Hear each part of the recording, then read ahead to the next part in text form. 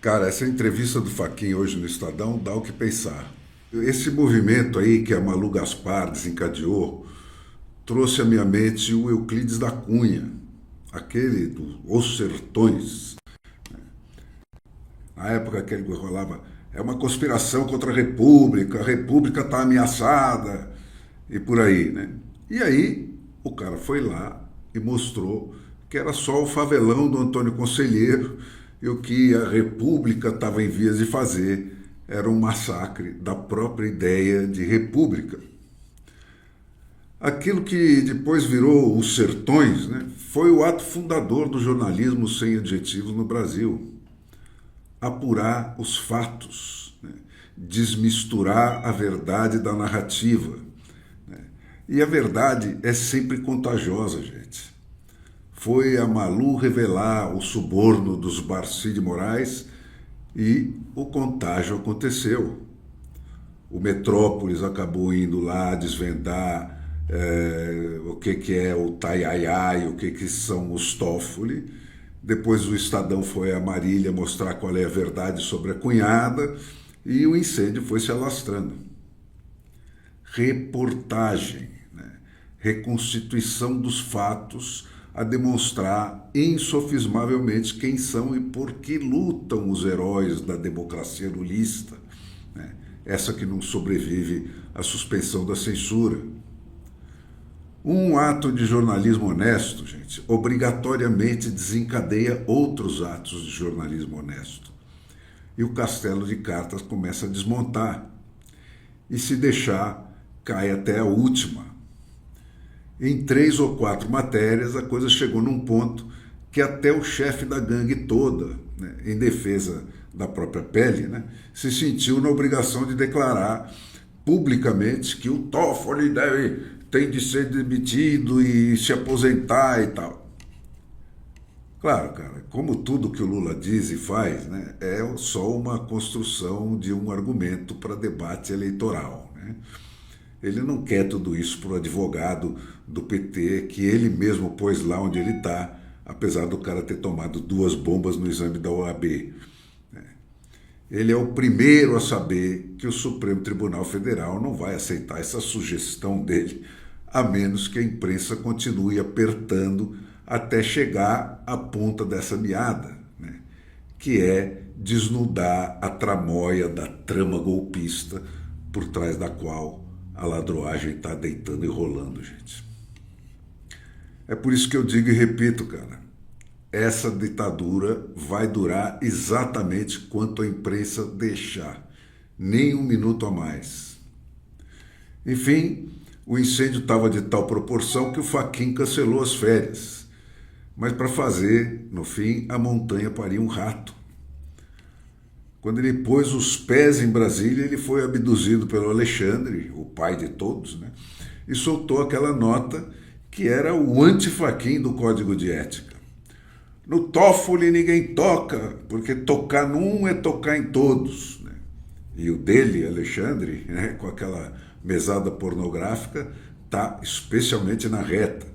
A democracia e o Estado de Direito somos nós, e tocar no nosso santo nome em vão é pecado mortal. E essa imprensa metida a fazer jornalismo aí, que se cuide, porque se insistir vai levar porrada. Bom, para o Alexandre e agora para o Toffoli também não tem volta mais, né? Eles estão os dois flagrados no ato. É ditadura ou morte. Mas para o resto, talvez. Agora, com essa entrevista para o Estadão de hoje, o Fachin recupera o seu próprio discurso para dizer que disciplinar o STF não é um assunto encerrado. Vai, menos mal. Mas nem tanto, cara. A entrevista é um instantâneo de rara precisão, né, da distância abissal que o Brasil está de um ideal democrático. Ninguém nos nossos tristes trópicos aqui sabe sequer definir o que seja esse ideal. Vamos lá dar uma olhada. Diz ele que há um sentimento de alguns colegas, não são muitos, que ontologicamente são contra o código, mas não é a maioria. A maioria é a favor do código, quer dizer, é a favor de baixar a bola do Supremo, mas entende que este não seria o momento adequado, porque no ano das eleições as instituições vão estar mais expostas. Gente, quem está ontologicamente contra, obviamente, é o Gilmar dos patrocínios, né? Porque o pé dele está tão fundo na jaca que não desatola mais. E o Toffoli, claro, que nem sabe o que significa ontologicamente. Mas quem acha que não é hora de proibir o uso de munição letal, porque a batalha principal ainda está pela frente, adivinha? O Alexandre de Moraes e talvez o Dino com ele. Na batalha da eleição, gente, para esse pessoal, até arma química vale. Uma vez derrotado o inimigo e garantida a posse do território, nós podemos considerar moderar um pouquinho essa força. E volta o Fachin para confirmar isso. Um código de conduta só tem sentido ser discutido dentro da institucionalidade democrática. Se a institucionalidade democrática voltar a estar em perigo, isso passa a ser prioridade. Agora, o que seria esse perigo para a institucionalidade democrática? Numa escala crescente de perigo, gente, alguém que não seja da esquerda ganhar a eleição. 2, alguém com o sobrenome Bolsonaro ganhar a eleição. 3, alguém fazer campanha pela adoção de um padrão alemão de eleição no que diz respeito à máquina de votar sem contraprova impressa. Em resumo, gente, dá qualquer chance à direita extrema, que no Brasil e no mundo hoje é qualquer direita com chance de conquistar a maioria dos votos.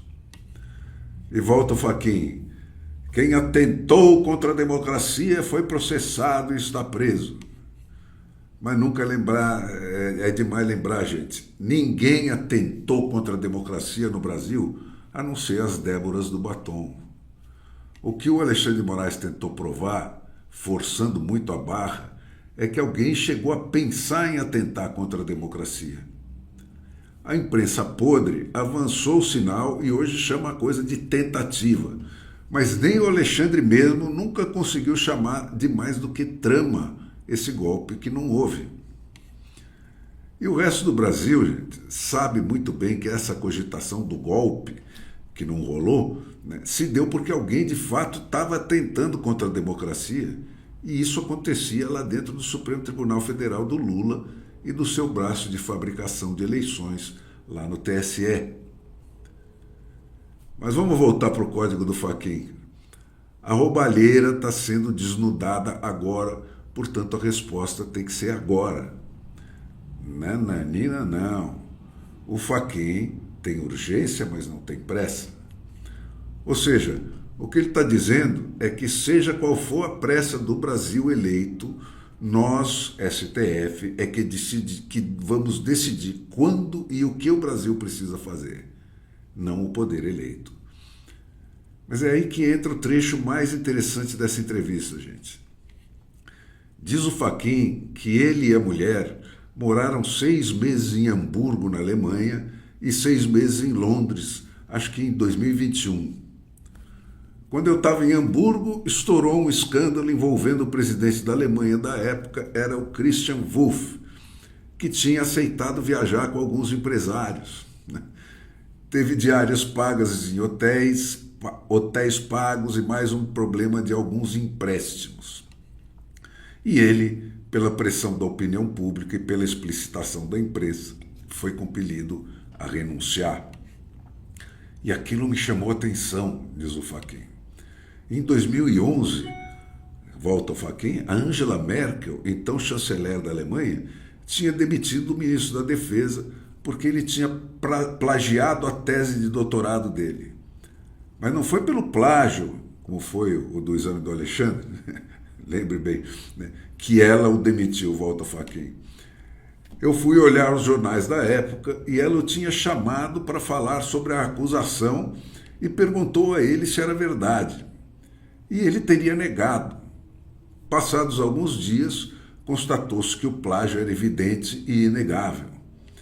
E ela o chamou de novo e disse: você está sendo demitido, não é pelo plágio.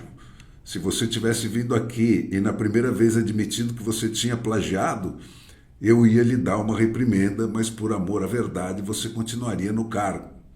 Mas como você mentiu, você vai perder o cargo. Cara, o que chama atenção nessa resposta do Fachin é o choque e o estranhamento de um juiz brasileiro ao se deparar pela primeira vez na vida com o cumprimento de normas civilizadas. Ele nunca tinha visto tanta punição por tão pouco. A renúncia, forçada não pelo valor da mordomia aceita, mas pela violação do princípio, pura e simplesmente. E a renúncia por um flagrante de mentira. Então essa nem se fala. Por que mentir numa democracia representativa é pior do que um plágio admitido? Porque a representação é confiança, gente. E trair essa representação é tirar toda a ideia de democracia representativa. Mas essa entrevista não enveredou por essa seara aí, né? Há quantos anos-luz de distância isso não está da realidade do professor de Direito lá do Paraná? E volta o Fachin. Quando eu tomei posse no STF em 2015, eu já falava que a longo prazo haveria melhora na cultura interna do tribunal. Veio a Lava Jato, que no fundo, e com todos os seus erros, que não são poucos, e com os seus acertos, que também houve, mostrou um fato inegável. Houve corrupção, e grossa corrupção. E o que é corrupção, se não uma infração ética antes de ser um crime? Mas peraí, cara, quem é o Fachin na Lava Jato? Ninguém menos que o relator. O cara que abortou todas as punições da grossa corrupção que ele outra vez está confessando que houve por uma desculpa esfarrapada. O cara que tirou o Lula da cadeia para meter ele na presidência. Quer dizer, esse pessoal, gente, fala daquilo que é da lavra exclusiva deles, como se os seus próprios atos não lhe dissessem respeito, como se ele estivesse falando de uma terceira pessoa. E volta o Estadão. Nos primeiros meses de gestão do senhor, houve uma prevalência de temas sociais e também referentes ao meio ambiente na pauta de julgamento do plenário do STF. O senhor pretende manter essas prioridades para esse ano? E responde o Fachin. Um tribunal constitucional como o Supremo tem uma vocação de dar efetividade aos direitos fundamentais que estão na Constituição.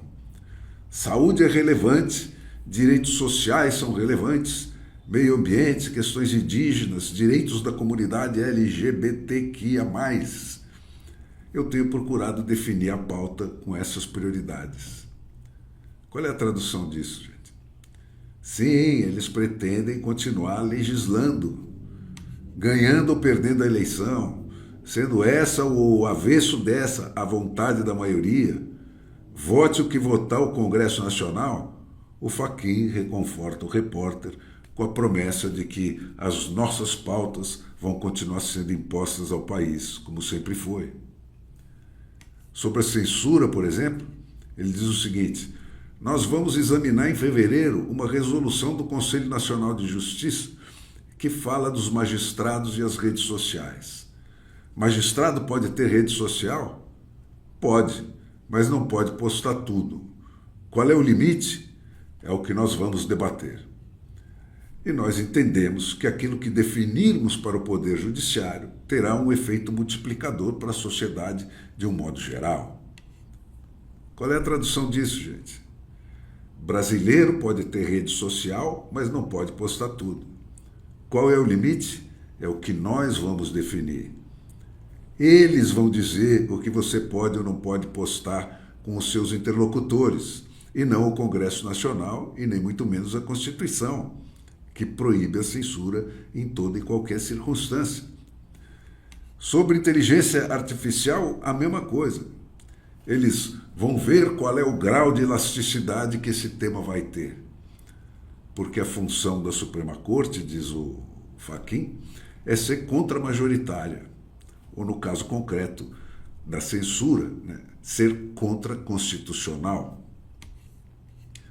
Então, cara, no fim, esse código de conduta vai dizer respeito apenas a quanto e em que circunstâncias os ministros do Supremo Tribunal Federal e as famílias deles estão autorizadas a se locupletar.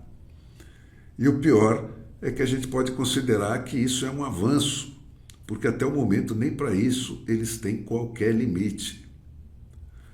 Hoje não há para eles lei nenhuma, eles violaram todas as que existem. Esse código, se e quando ele vier, vai ter o papel de uma anistia, no máximo. É o seguinte, não vamos impor a vocês as penas prescritas para a violação das leis que vocês já violaram. Vamos zerar a conta e abrir uma nova, e quem violar daqui por diante paga. Ou seja, eles vão fazer uma lei especial para eles, que continuam dispensados de obedecer a lei que vale ou deveria valer para o resto do Brasil. Tudo perfeitamente em linha com a função real desse Supremo Tribunal Federal de hoje, que está aí para dizer quem é que tem e quem é que não tem que obedecer à lei e o que está escrito na Constituição. E mais ele não disse, nem lhe foi perguntado. Quer dizer, nós estamos no de sempre, gente. Diante de mais um rei morto e de mais um rei posto, o jornal foi lá perguntar para o Fachin o que é que Vossa Majestade cogita ou não nos impor nesta quadra das nossas vidas.